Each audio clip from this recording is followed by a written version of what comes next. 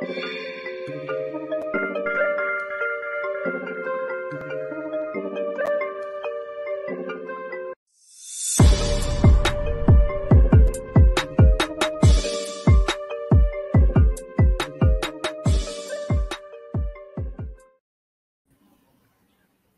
dia, boa tarde, boa noite.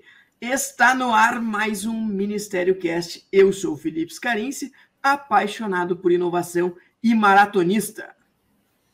Eu sou o Xixa Kaiser, editor de podcasts e um amante de papagaios. Eu sou Stefano Venturato, criador de problemas, e eu não lembro se eu sei fazer isso mais. Bom, estamos... Ou se sabe. Estamos de volta, hein? Depois de um tempo parados aí, estamos de volta. Formação do trio aí do Ministério Cast. Antes de eu contar para você sobre o que a gente vai estar falando nessa volta magnífica do Ministério Cast, vamos brindar os nossos patrocinadores, Xixa.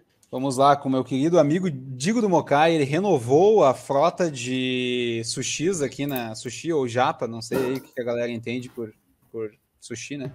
Mas ele renovou o patrocínio no Ministério Cast e agora o @Ministério Cast, ou só Ministério Cast no aplicativo Mocai Express, dá 10% de desconto. Então, se tu tiver aí um Mocai Express perto da tua casa, que é São Paulo, ele fechou Minas Gerais, né? Então é São Paulo, Porto Alegre, Grande Porto Alegre, Litoral Norte do Rio Grande do Sul e Caxias. Caxias eu acho que abriu quando sair esse episódio, que já vai estar aberto. Então fica aí, todo mundo que tiver um Mocai Express perto da sua casa, baixa o aplicativo, coloca lá, que tu vai ganhar 10% de desconto. Não é só na primeira compra, é infinito. Se quiser pedir todo dia, vai ganhar 10% de desconto todos os dias. É infinito e é sem o arroba. Eu já usei várias vezes, é só Ministério Cast mesmo. E eu fui para Porto Alegre, não experimentei Mocai, vivo em São Paulo, não experimentei Mocai, na próxima eu experimento, digo, prometo. Vamos lá. E hoje a gente vai estar falando sobre um tema polêmico. Um tema polêmico que foi levantado pelo Stefano Venturato, para variar um pouco, criando problemas aqui para a gente. Hoje a gente vai falar sobre como é que vai ser, qual vai ser o significado e como vai ser a nossa relação com o trabalho nos próximos anos, nas próximas décadas e, por que não, nos próximos séculos. É isso mesmo, Stefano? É isso mesmo, Felipe. A polêmica foi levantada por você e eu polemizei em cima, eu diria para você. A questão foi essa. É que tem todo um passado sindicalista que me persegue ainda, que eu acho importante os ouvintes do Ministério Cast já entenderem um pouco dessa relação trabalho, se a classe produtiva tudo produz, tudo dela é, meio Marx, aí a gente vai falando com calma no decorrer do episódio. Hoje a gente vai conhecer o lado vermelho do Stefano.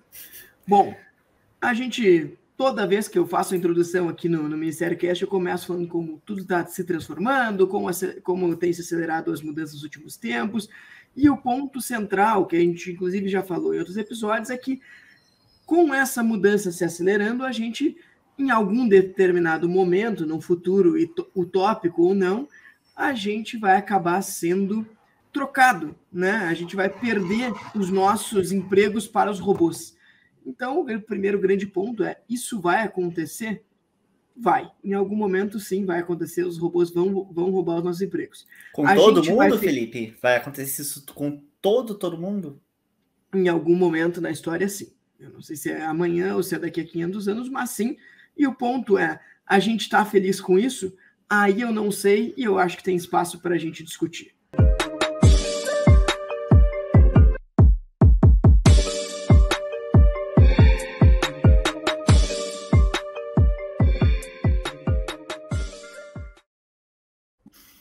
Tô falando que a gente não lembra mais como faz isso. Lembra sim. Bom, vamos lá. A pergunta é, a gente vai estar feliz com os robôs roubando nossos empregos? Acho que isso depende do que a gente vai estar fazendo quando os robôs estiverem roubando nossos empregos. Acho que essa é a primeira provocação que existe aí. Hoje, muita gente... vamos lá, tô incluído nessa. A gente acaba procurando no emprego, procurando no que a gente faz, das 8 às 6, das 9 às 7, das 8 às 10, no horário que seja que você trabalha aí, a gente não está só trabalhando para ganhar dinheiro no final do mês. A gente está trabalhando em busca de algum propósito. Eu estou trabalhando em busca de algum propósito. Retirar o meu propósito, retirar o que eu estou fazendo, vai me fazer falta. Então, aí que está o grande ponto. Agora, eu vou estar fazendo alguma outra coisa que me traga propósito, e além disso, eu vou ter acesso a dinheiro. No fim das contas, a gente trabalha por dinheiro também. Eu vou ter acesso a dinheiro, caso os robôs estejam fazendo o meu trabalho. Eu vou estar fazendo outra coisa para ganhar o dinheiro, para ter o propósito ao mesmo tempo. Stefano sempre vem com um papo bonito de propósito, mas a primeira coisa que a gente tem que pensar é isso, né? Como é que a gente vai ter, como é que as pessoas vão ter acesso aos bens? Porque elas precisam comer antes de ter propósito. Não adianta ter propósito se elas não estão vivas. O Voltaire, ele falava, tem uma frase dele, que ele diz que o trabalho ele combate três males, né? O primeiro, ele diz que é o boredom, ou seja... Feeling bored. Você tá... Ai, pensei em inglês aqui, Luciano Gimenez. Um beijo, Luciano Gimenez. O tédio, gente. Tédio, então, entediado. Boredom.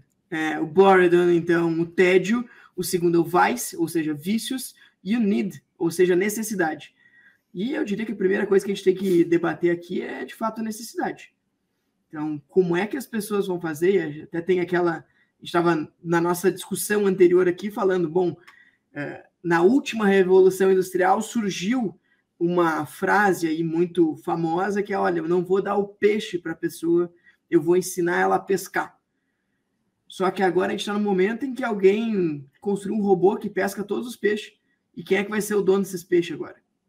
Como é que a gente vai dividir esses peixes? A gente vai deixar de pescar, a gente vai morrer de fome, ou a gente vai ter acesso a mais peixe? A questão, acho que é o grande ponto que a gente precisa discutir aqui. Realmente, tem razão, a gente precisa pensar em dinheiro, não vamos ser hipócritas aqui, a gente precisa saber qual vai ser o nosso papel econômico aí, em algum sentido. A gente... Não é a primeira vez que isso acontece.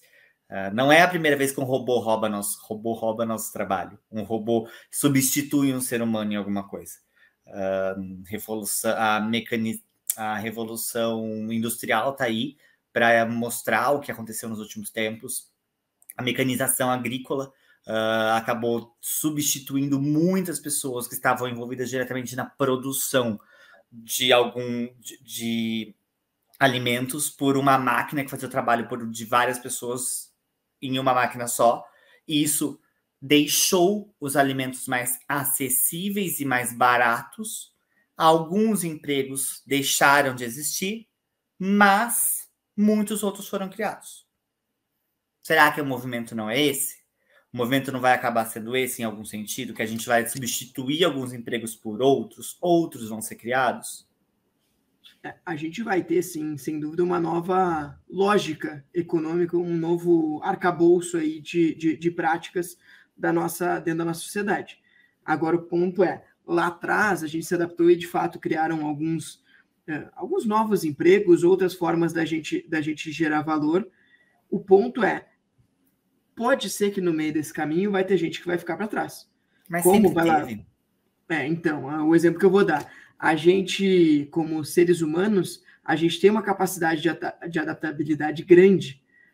Porém, se a gente pegar lá na primeira Revolução Industrial, o cavalo perdeu o emprego dele e hoje o cavalo ele só existe para lazer. Ele não teve essa capacidade de adaptabilidade, ou ele teve uma muito menor do que a dos humanos.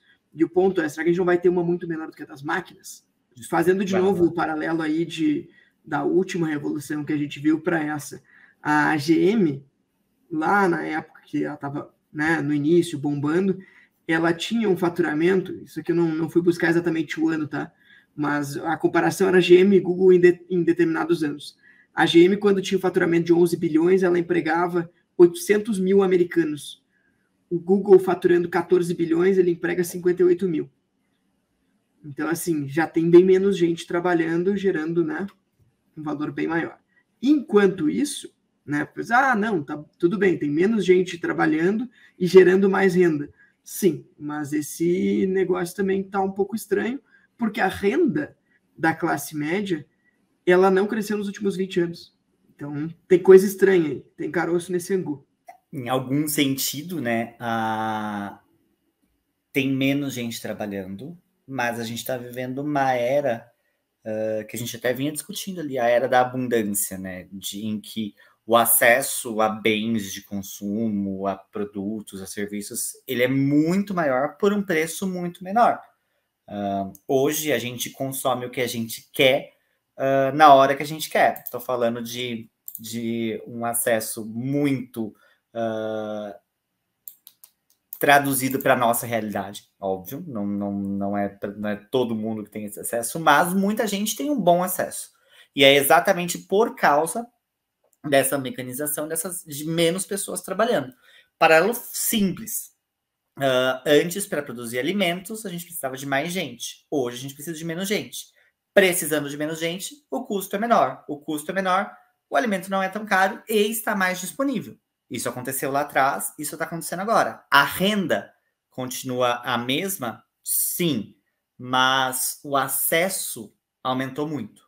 Não, cara, essa história da abundância é bonito da gente falar, mas a gente vive bem longe ainda de um momento, né, de abundância, e a hora que chegar, daí sim vai ser bem estranho. Porque, assim, toda a lógica capitalista, toda a lógica econômica que a gente tem hoje, ela é baseada em escassez. E eu não estou falando isso para dizer, né, a pessoa que leu isso entendeu tudo errado e disse, não, os capitalistas, eles só existem porque eles fazem as outras pessoas morrerem de fome. Não. Quando eu digo que a lógica ela é baseada na escassez, quer dizer que o cálculo econômico, a forma como a gente troca as coisas está baseada na escassez. Eu tenho batata, ele tem carne, a gente vai trocar. Se em algum momento todo mundo tem tudo, é tudo de fato abundante, a forma como a gente vai se organizar, ela vai ter que ser diferente. Porque a forma como a gente vai ter dinheiro, né, como a gente vai obter nossa renda, ela vai ser diferente também. E daí, assim, sinceramente, se a gente estiver pensando, e que não estou falando uma coisa para a gente fazer amanhã, estou dizendo daqui a, vou jogar lá na frente, 120, 150 anos, quando de fato a gente tiver, né, negócio, a gente realmente tiver perdido nossos empregos para os robôs, como é que a gente vai fazer? E já tem algum tipo de experimento rolando da tal da renda básica universal. Isso é um conceito que existe há muito tempo. Milton Friedman falava disso. Depois o Martin Luther King falou isso também. Já teve presidente americano que fez algum tipo de experimento. Hoje eu dei uma pesquisada, eu já vi que no Canadá tem um experimento rolando, que eles dão o equivalente a $17 mil por ano para um grupo de 1.000 pessoas. E na Finlândia também tem um grupo de 2.000 finlandeses que recebe mais ou menos uns $600 por mês. Eles estão testando ali para saber como é que isso vai funcionar. Eu, sinceramente, não sei outra forma de fazer funcionar. Acho que a gente vai ter que, enquanto sociedade, discutir isso e talvez achar uma outra, mas também não tenho certeza se é a minha solução favorita. Mas o que isso evita de acabar acontecendo um processo inflacionário gigante? Porque se a gente está dizendo que a gente vai dar uma renda básica universal para todo mundo vai ter um poder de compra, em algum sentido aí, e todo mundo vai poder sair consumindo normalmente, assim, sem ganhar o dinheiro, sem ter grandes esforços ou diferenças no ganho.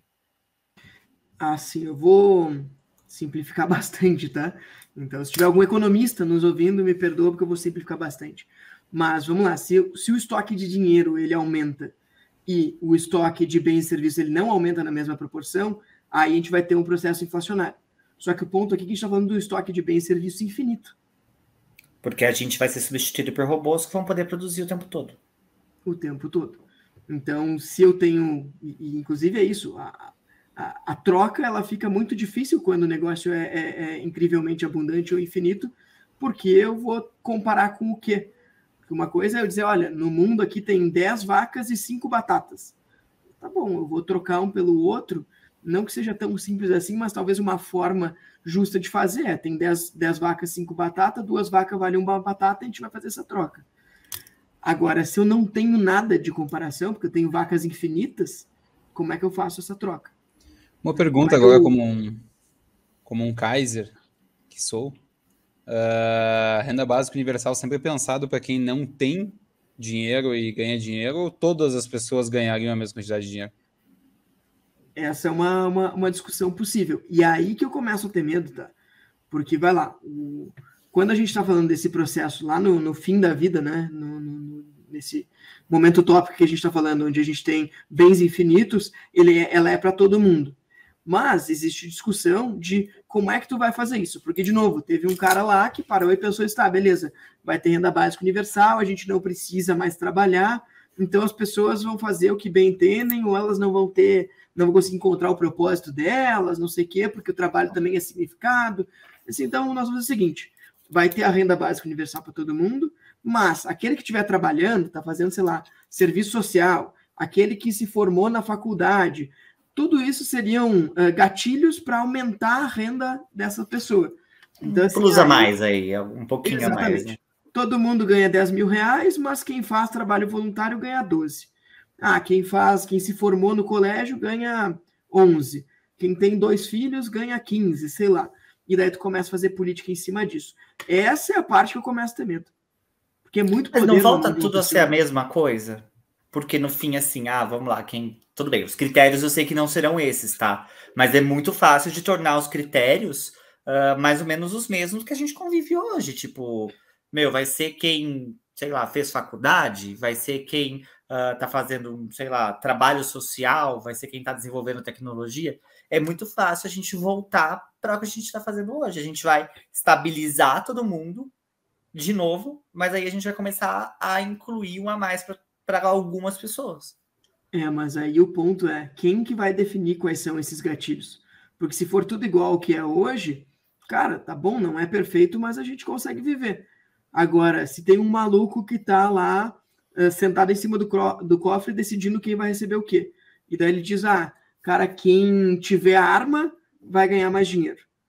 Ou aquele que tiver, né, vou dar um exemplo completamente absurdo aqui, aquele que tiver cometido mais assassinato, entendeu? Ou aquele que tiver qualquer tipo de comportamento que é de um determinado grupo que vai fazer com que aquele cara se perpetue no poder. A decisão de quem ganha mais dinheiro vai ser mais ideológica do que meritocrática. Pode vir a ser, exatamente. Pode vir a ser. Tem uma discussão em cima de se a meritocracia ela é a melhor forma ou não, se existe ou não existe meritocracia, tá bom. Tudo isso a gente pode discutir em algum momento aqui. Agora, tem um cara com a caneta lá dizendo que, sei lá, o Digo aqui, esse seria um ditador que eu gostaria de ter. O Digo, né, do Mokai é o ditador, ele diz, olha, todo mundo que gosta de comer sushi vai ganhar mais dinheiro. Tá, mas não querendo me afastar disso, mas já me afastando, só é uma utopia nesse momento, digamos assim. Não, acho que você falou aí que a gente tem algumas possibilidades que já estão sendo testadas, mas, cara, isso está longe de ser aplicado e acho que tem muitos interesses que vão impedir que isso seja aplicado de um jeito tão rápido quanto a gente espera. Mas a potencial substituição do trabalho de muitos seres humanos por robôs, por inteligência artificial, por o que quer que seja, vai acontecer. E ela está acontecendo num ritmo muito acelerado. A questão é quem fica para trás? De quem é a responsabilidade de quem fica para trás? Já vou até trazer aqui um pouco do porquê essa polêmica começou ali na reunião de pauta do Ministério Cast, mas a gente acompanhou aí nos últimos tempos a formação do Amazon Labor Union, que foi a sindicalização, a aprovação do sindicato de algumas operações da Amazon nos Estados Unidos. A questão é, a gente acompanha que as condições de trabalho na Amazon estão longe de ser as ideais. Não vou resgatar aqui o Stefano de 2012, 2008, que era o Stefano que estaria falando aqui mal dos ricos, mas tá longe de ser ideal que uma pessoa faça um turno de 10 horas e evite de ir ao banheiro e prefira fazer xixi na garrafinha. Então, não tá longe de ser ideal o que está acontecendo por ali. Essas pessoas escolheram se sindicalizar porque elas não encontraram liberdade para falar diretamente com os chefes. Elas não conseguiram falar, elas não conseguiram pedir por mais direitos. chefes delas tratam elas como robôs. Eles tratam elas como robôs, inclusive porque logo robôs vão estar fazendo o trabalho que elas estão fazendo hoje. Essas pessoas devem reclamar, devem ter o direito de se sindicalizar, mesmo sabendo que daqui a pouco elas vão perder o emprego? Não, claro que devem, elas têm que ter o direito de elas se organizarem como grupo. Mas o ponto aqui, acho que a discussão, ela vai um pouco do que a gente estava falando lá do nosso futuro utópico e trazendo para cá, é qual é a nossa relação com o trabalho, como é que a gente vai se relacionar com as empresas, e no caso da Amazon, uma Big Tech por aí. Como é que isso vai acontecer, né? Qual é o relacionamento que a gente tem ali, colaborador-empresa? Porque lá na frente, cara, talvez nem exista isso, né? A gente está falando de, olha, não vou nem ter trabalho, né? Como é que eu vou estar aqui? Que relação é essa que vai existir? Agora, hoje, realmente, essa transformação ela está acontecendo e, de alguma forma, acho que até a tua visão talvez seja um pouco crítica demais na minha visão. Não acho que a Amazon está tratando os caras como robôs porque ali ela vai substituir isso por robôs. É simplesmente que, de fato, o sistema que ela está criando, né, ela é um sistema com coisas mais automatizadas. Então, são pessoas que estão ali em trabalhos que, sei lá, não são os melhores trabalhos, não são o que a gente fala dos 3Ds, né? Dirty, ou seja, sujo, dangerous, perigoso e demeaning, sem significado, que são trabalhos que, cara, que coisa boa que essas pessoas não precisam mais fazer isso. Claro, a gente tem que encontrar significado para elas, a gente tem que encontrar uma forma de elas conseguirem ter renda, mas que coisa boa que as pessoas não vão precisar mais fazer trabalhos tão, né, em condições tão ruins como é o caso desses que são os primeiros a serem substituídos. Sim, vai sobrar para o ser humano fazer o que só um ser humano pode fazer. Só que a gente vai continuar tendo trabalhos 3Ds. Acho que a gente não acho que a gente vai deixar de ter trabalhos 3Ds. Porque vão surgir outros trabalhos 3Ds. Ah, mas aí tu tá botando o robozinho lá da Boston Dynamics para fazer isso, azar dele, é um robô, né? Sim, mas vão surgir outros trabalhos 3Ds que vão acabar colocando humanos para fazer. Cara, a gente tinha uma pessoa que era responsável por apagar velas e por acender velas. Surgiu certamente um trabalho 3D. Só que depois disso, depois que surgiu a luz elétrica, surgiu outro trabalho 3D X, que não existia naquela época. O movimento acaba sendo cíclico nesse sentido. Ah, mas é que quando a gente está falando desses trabalhos, a gente está falando de trabalhos que são repetitivos, que exigem muita força física, que vão te colocar em locais que são insalubres. E tudo isso a gente está falando de coisas que tranquilamente dá para ser feito por um robô. Assim, daria hoje, isso é caro.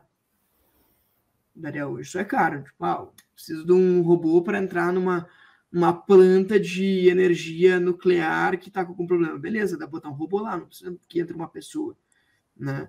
Eu preciso de alguém para catar cocô de elefante no zoológico.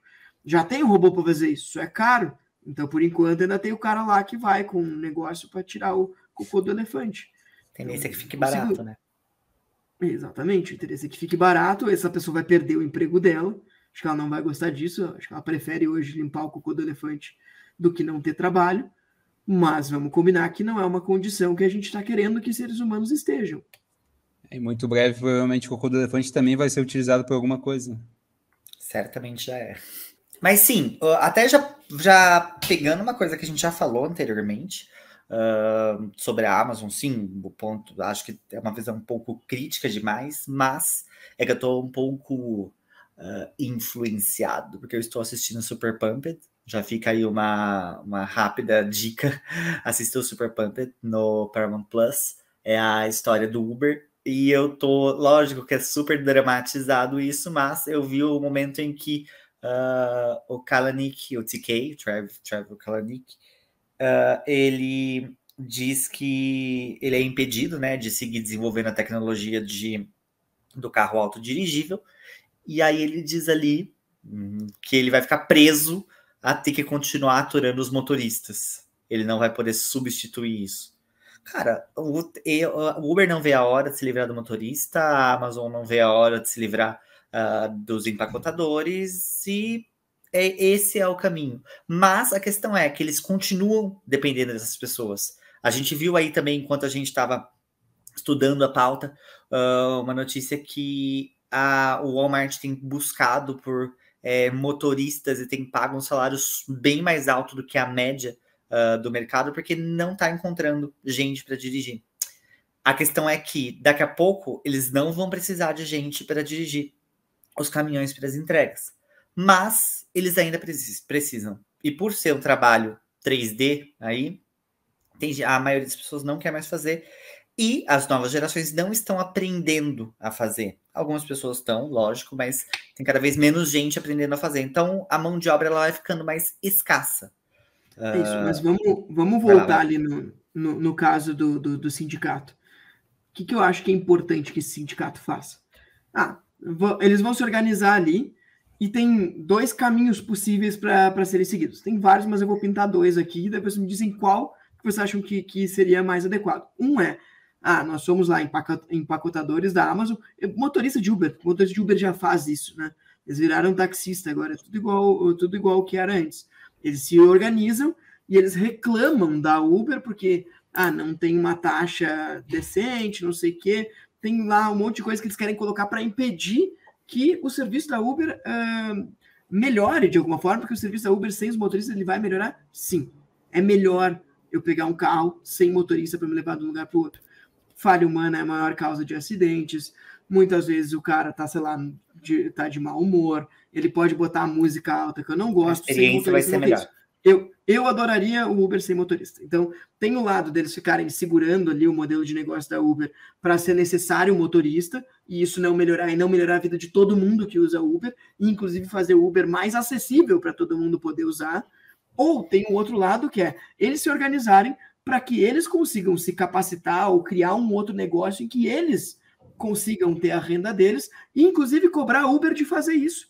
Porque a Uber tem, sim, o dever de alguma forma, ajudar esses caras. Esses caras, hoje, eles são, né, a base da plataforma da Uber. Eles precisam dos motoristas e eles estão ali cumprindo o papel. Se eles são parceiros tão importantes hoje, é completamente razoável que tu te preocupe com o futuro deles. Então, por que não cria ali um negócio para esses caras, uma forma de recolocar eles em outras posições, ao invés de ficar segurando? Porque eles não são parceiros tão importantes assim. Tudo bem, o negócio hoje só para em pé por causa deles, sim, mas o negócio... Mas daqui a pouco ele vai parar vai ter a tecnologia, e a tecnologia vai ser escalável, vai ser barata, rei morto, rei posto. Mas esse é o ponto, cara. Esse é o ponto, é tu usar o sindicato para preparar esse próximo momento e não para retardar ele. Usar a resistência para criar esse próximo momento.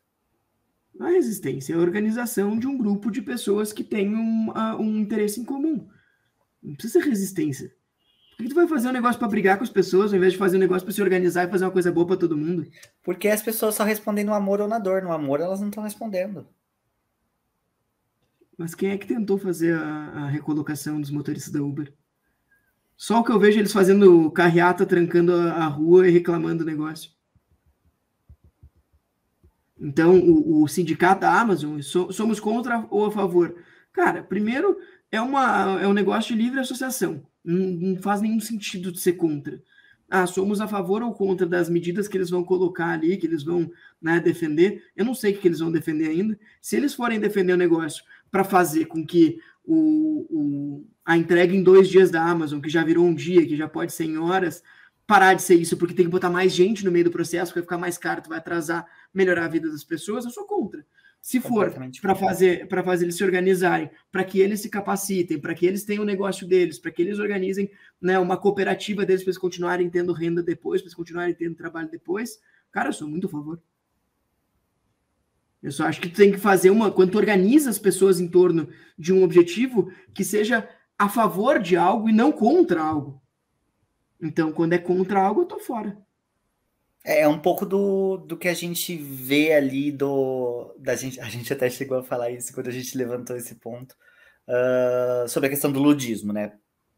Tecla SAP rápida, mas ludismo foi um movimento que aconteceu ali na época da Revolução Industrial, especialmente nas indústrias têxteis, onde a gente passou a ter a mecanização da produção ali, e essas máquinas passaram a substituir o trabalho de algumas pessoas. Essas algumas pessoas perderam seus empregos, e ao perder esses empregos por culpa da máquina, entre aspas, aí quem só está ouvindo não viu, mas eu fiz entre aspas aqui, mas por perderem os empregos por causa dessa mecanização, as pessoas se revoltaram contra as máquinas. Então, ao invés delas se unirem, fazerem exatamente esse movimento que você falou, em prol de algo, elas se uniram contra as máquinas, contra a mecanização. E aí, enfim, já tem várias histórias aí de que as pessoas entravam nas fábricas durante a noite para quebrar as máquinas. Inclusive, o movimento, ele é nomeado em homenagem a uma pessoa que a gente nem sabe se existiu ou se não existiu, que é o Ned Ludd.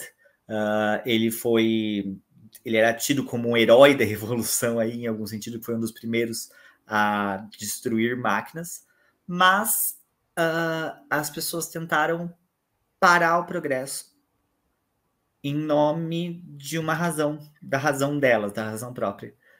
Parar a mecanização, parar a automatização do processo da Amazon não vai acontecer. As pessoas podem tentar, mas não vai acontecer. Já dou um spoiler aqui da história que o Stefan estava contando, né? Para quem não percebeu, os ludistas eles perderam essa batalha, né? Tá tudo mecanizado hoje, então não adiantou fazer isso. Aí a pergunta primeiro, alguém é capaz de apoiar esse tipo de coisa, do cara chegar e quebrar as máquinas que pertencem a alguém, porque ele acha que, né, as máquinas estão tirando o emprego dele? E o segundo ponto quem é que resolveu esse problema de verdade? Foram os idiotas que foram lá quebrar as máquinas? Ou foram, né, avanços tecnológicos, foram empreendedores que criaram outros empreendimentos, outras empresas, e criaram outros empregos e fizeram as pessoas terem o que fazer e geraram valor para todo mundo? Então, assim, dá para ser tranquilamente, porque nessa época tiveram várias pessoas que se organizaram em cooperativas, e elas em cooperativas elas criaram as próprias empresas dentro das cooperativas, começaram a ter a renda delas e hoje empregam milhares, se não milhões de pessoas. Dá para fazer isso de uma forma boa. Agora, tu se reunir para quebrar as coisas não vai levar a lugar nenhum. E aí até tem algumas correntes, aí já até para irritar ainda mais o menino Felipe, mas as teorias que se chamam neoludistas. Tem vídeos, se quiserem dar algumas risadas, procurem neoludistas no YouTube. É bem interessante ver o que eles estão pensando. Eu esbarrei com um vídeo de uma moça que estava falando que ela gostava muito de seguir utilizando a máquina de escrever, porque ela já escrevia e imprimia ao mesmo tempo, que é muito útil. Então, assim, são algumas das pérolas que a gente esbarra. Mas, um texto que eu li... Só um pontinho. Essa neoludista aí, eu tô 100% do lado dela, cara. Se ela gosta de máquina de escrever, porque escreve e já imprime, ela não tá obrigando ninguém a usar máquina de escrever, ela não tá quebrando o computador de ninguém, ela só tá sendo menos produtiva, que é uma coisa que ela só faz, só é ruim para ela. Vai lá, seja feliz, entendeu?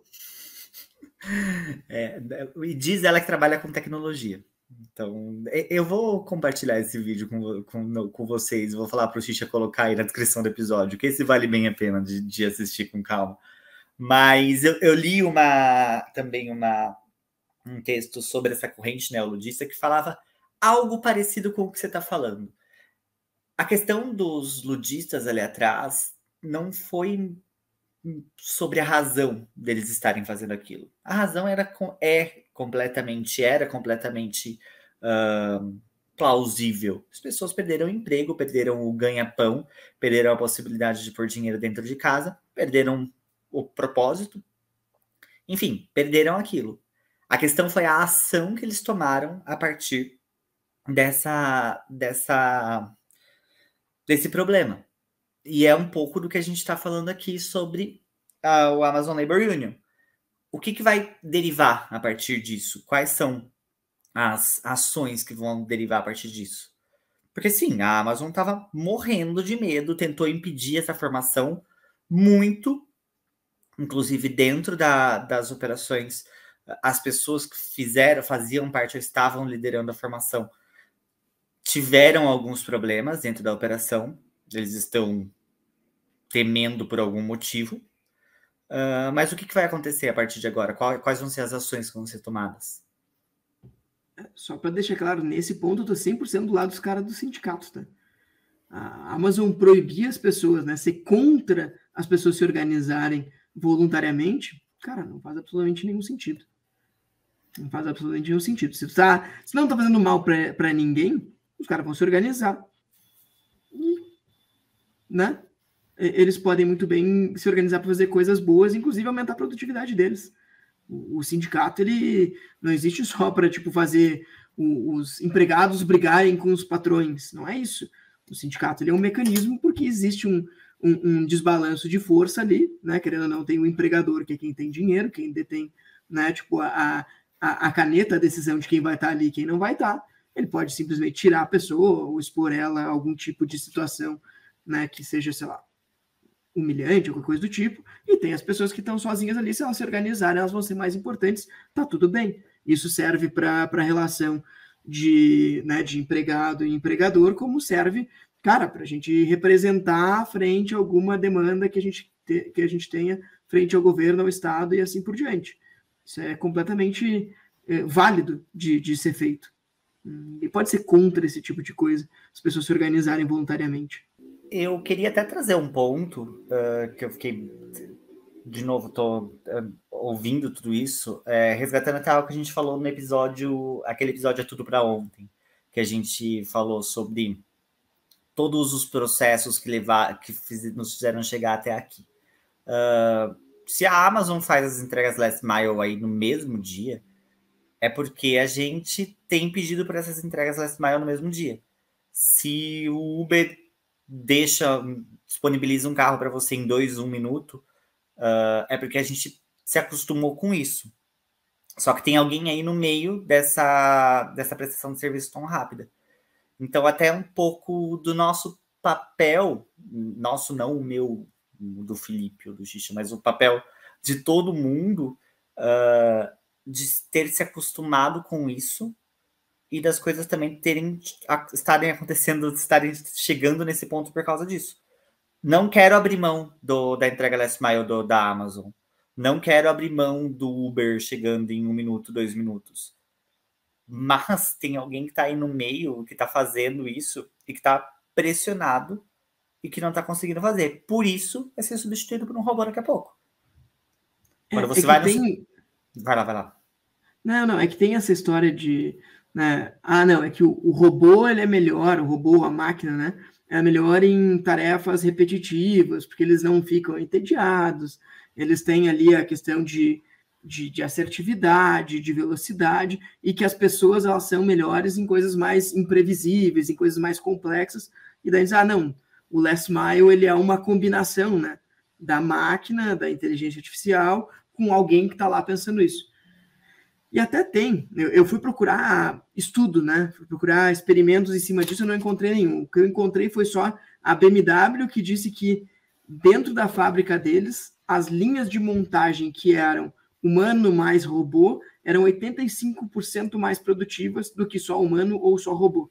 Então tem essa história, né? De não, é melhor do que só o robô ou só a máquina, é melhor o somatório dos dois. Eu acho que isso é uma baita de uma bobagem. Assim, a hora que não precisar mais do humano, tira fora, cara. O humano só tá ali porque ainda é mais barato ou ainda é de alguma forma mais viável de estar ali no meio. A hora que der para ser tudo máquina, é tudo máquina, ponto. E o humano vai fazer outra coisa. Queria só fazer uma colocação aí para os senhores, talvez até esteja na pauta de vocês, mas a gente tende a viver mais momentos desses 3D agora, né, que o Stefano falou. Tipo, sei lá, na época têxtil lá, que a galera destruiu as máquinas, os lojistas, vinha há muitas gerações a galera fazendo aquilo ali. Então, não sei, assim, tipo, como a evolução tá indo mais rápido, sei lá, o cara que era taxista, aí ele virou Uber, daqui a pouco o Uber não aceita mais ele, então ele vai ter que ficar trocando de trabalho, e sei lá, o cara vivendo uns 100 anos, ele é capaz de viver muitos trabalhos aí no meio, e vai ter várias evoluções e o cara vai ter que ficar trocando de emprego o tempo inteiro. Não, assim, quem estudou, faculdade, coisa assim. Essa galera mais... que tá trabalhando, tipo, sei lá, um cara que é Uber. Agora o Uber virou autônomo. Esse cara vai para onde? Vai dirigir outra coisa. Daí essa outra coisa também vira autônoma. Ele vai ainda assim, depois ele vai para outro trabalho e o cara vai trocando, vai acabar indo em vários trabalhos durante a vida. E antigamente não, era coisas mais... O cara trabalhava numa coisa para sempre, né? Agora vai ter que se adaptar e ter vários trabalhos durante a vida, que inclusive vai ter outros nomes. E vão ter que ficar tomara que ele consiga se adaptar, ele não seja o cavalo, que o Fih falou ali no começo do episódio. O cavalo não conseguiu se adaptar. Se ele tiver a renda universal, ele pode ficar tranquilo, pelo menos. Mas aí que tá, o ficar tranquilo não necessariamente resolve. Porque, Sim. claro, é muito melhor ele ter dinheiro e poder, né, comer, poder dar educação para os filhos e tudo mais, do que ele nem ter dinheiro, mas tu resolve uma parte do problema. O que mais que essa pessoa vai fazer? Porque, sim, tipo, o cara que está fazendo um trabalho que é 3D, ele vai perder o trabalho. E que bom que ele perca o trabalho, a gente não quer ninguém limpando cocô de elefante, mas ele vai ter que fazer alguma outra coisa depois e assim por diante. O ponto é, tomara que a gente chegue no futuro e que ninguém precise fazer, né, trabalhos que sejam 3D, ao mesmo tempo que todo mundo tenha como viver e que tenha como ter uma vida digna. Como que isso vai acontecer? Não sabemos. É um processo que vai levar algum tempo para acontecer. Até porque a renda universal, ela resolve um dos 3 pontos ali do Voltaire, né? Que é a necessidade. A gente não falou do TED, do vício.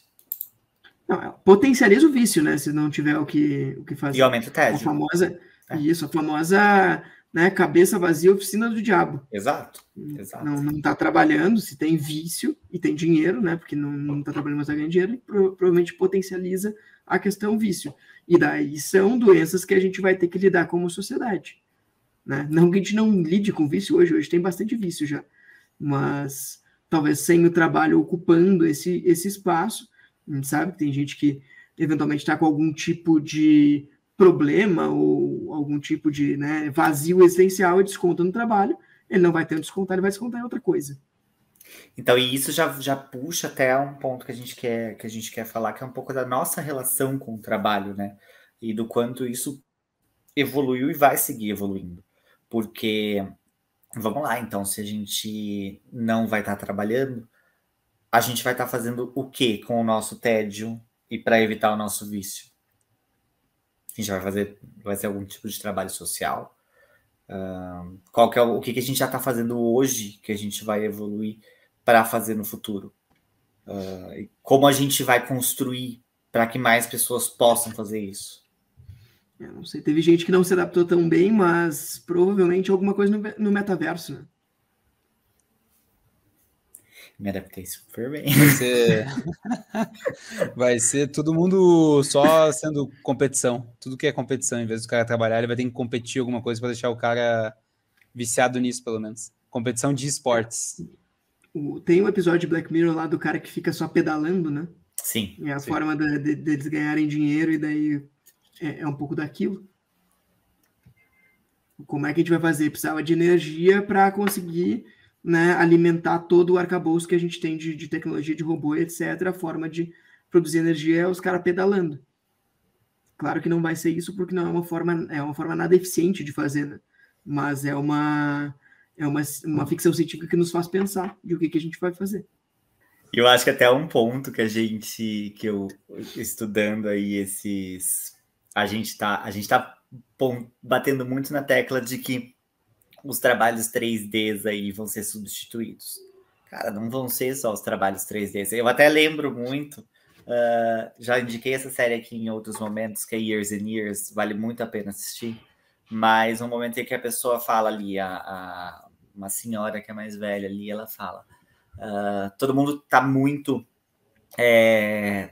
animado, tá muito feliz com essa mecanização e essa automação. Eu lembro que antigamente eu entrava no supermercado e eu via 30 caixas.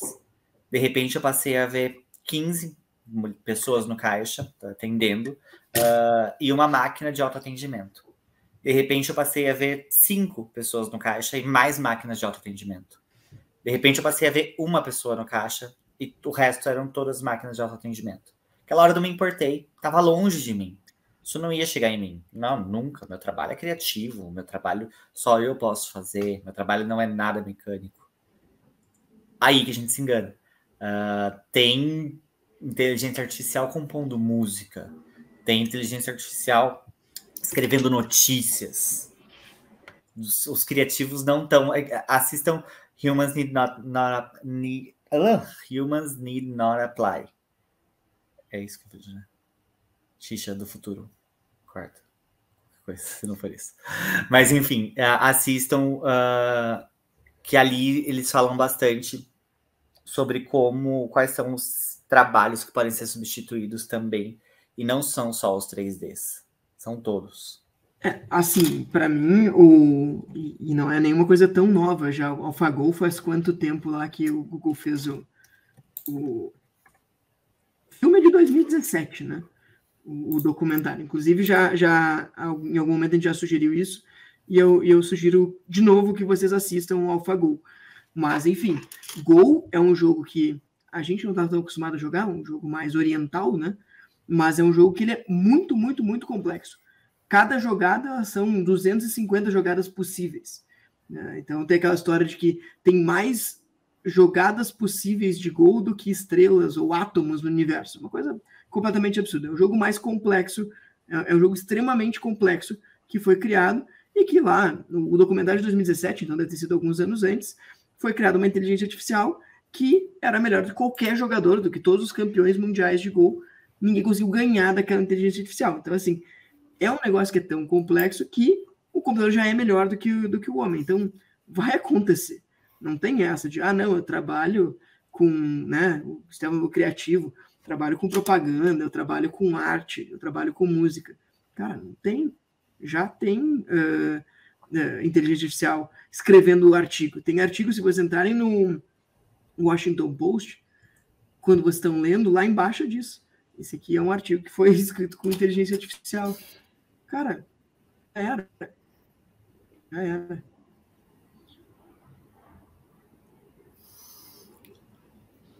Eu senti falta do Stefano defender mais, né, a causa. O Stefano, ele parece que ele virou a casaca no meio do...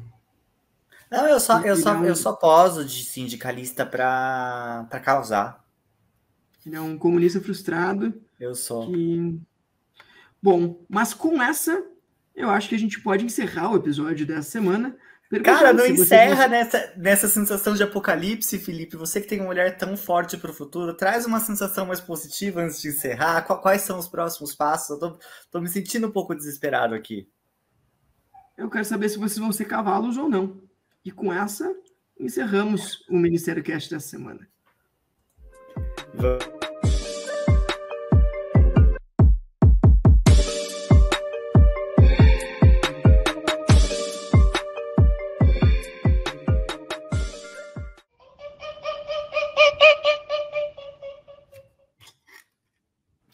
Acabou pesado mesmo o episódio de semana, mas a gente vai levantar o humor de todo mundo com as dicas dessa semana. E já pergunto para o nosso queridíssimo Xixa Kaiser qual é a dica dessa semana. Dica da semana, cara. Eu vou, então, já que nesse domingo de sol eu corri e fantasiado de Pikachu no Parque Ibirapuera, aqui em São Paulo, fica aí minha dica. O nome da playlist no Spotify é Poke and Chill. É uma versão de uma playlist lo-fi do Pokémon. Quem jogou Game Boy Color ou qualquer outro jogo de Pokémon vai se identificar. É uma playlist maravilhosa, traz uma nostalgia muito bacana, deliciosa. Então, para quem é assim que nem eu, um nerd dos anos da virada dos anos 90 para os anos 2000, vai achar maravilhoso. Tu correu ouvindo lo-fi de Pokémon? Não, cara, eu corri... Já fiz isso algumas vezes, mas dessa vez não, né? Eu estava fantasiado de Pikachu correndo em Ibirapuera, mas eu corri ouvindo música eletrônica naquele momento. Só depois, quando eu cheguei em casa e eu queria ter um domingo de paz, sentindo dor nas panturrilhas, eu fiquei ouvindo música lo-fi do Pokémon. Entendi. E qual foi o sentimento de estar no Parque Ibirapuera fantasiado de Pikachu? Teve umas 20 crianças que ficaram me zoando, chamando de Pikachu, Pikachu. 2 pediam para tirar foto comigo, acho que as 20 tiraram fotos minhas sem a minha autorização. O resto da galera, todo mundo ficou rindo, né, quando eu tava correndo fantasiado de Pikachu. E na volta, depois de Ibirapuera pro meu AP, aqui uma galera me zoou nos carros. Sempre era o grito do "Aê, Pikachu!" E o carro passava. Só não jogaram nada em mim, pelo menos. Né? Tu parou pra tirar foto com as crianças? Não, as crianças tiraram fotos minhas sem eu autorizar, no caso. Uma delas ficou pertinho de mim tipo, e tirou assim, eu vi tirando. As outras todas ficavam falando, ô, Pikachu, Pikachu. E tinha uns caras numa obra lá no Ibirapuera que daí ficaram me zoando. Daí já me zoaram, ô, Mogolão. Aí já foi um pouco mais... Mas o que eu achei que viria o tempo inteiro, pelo menos foi só aquela galera. Não acho que foi mongolão a palavra que eles devem ter utilizado, deve ter sido algo um pouco mais foram baixo. Foram palavras ofensivas para alguém usando uma roupa de Pikachu. Baixo calão. Muito bem. Stefano, qual é a dica da semana? Minha dica da semana é o meu atual desligador de cérebro. Sigam @AnaChio, Ana, CHIYO. A Ana é uma humorista e ela faz uma série no Instagram em que ela interpreta uma vendedora da Zara. É uma das coisas mais engraçadas que eu vi nos últimos tempos. Eu acho que eu já vi isso aí. Ela faz vários negócios, na verdade, né? É genial. É tipo uma série no Instagram completamente low budget, mal produzida. Ela interpreta todo mundo. É tipo Orphan Black o negócio. Ela é genial. É genial. Tipo uma vendedora nojenta, assim, né? Uma vendedora muito debochada. Muito. Mas é exatamente esse o que a gente vê na loja. Logo, ela será substituída por um robô ali vendendo a Zara? Vai. Mas o robô não vai ser tão debochado quanto a vendedora da Zara. Muito bem, muito bem. E para fechar, a minha dica da semana é... Não deveria nem ser uma dica isso, porque o cara é literalmente um mito. É o canal do Casemiro. Acho que vocês deveriam todos se entregar a ver a curadoria de vídeos que o Casemiro faz.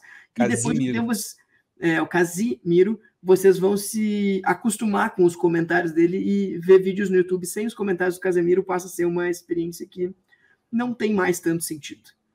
Masterchef com Casimiro é muito melhor. É bom quando ele faz o constrangimento ser mais constrangedor do que ele é normalmente dos vídeos, né? Ele faz tu sentir a dor.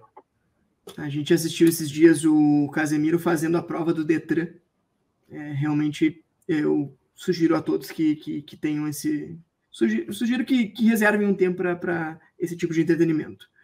Com essa, encerramos o Ministério Cast dessa semana. Não deixem, né, de nos seguir nas redes sociais, de dar like, de compartilhar com aquelas pessoas que deveriam ouvir esse monte de bobagem que a gente falou aqui.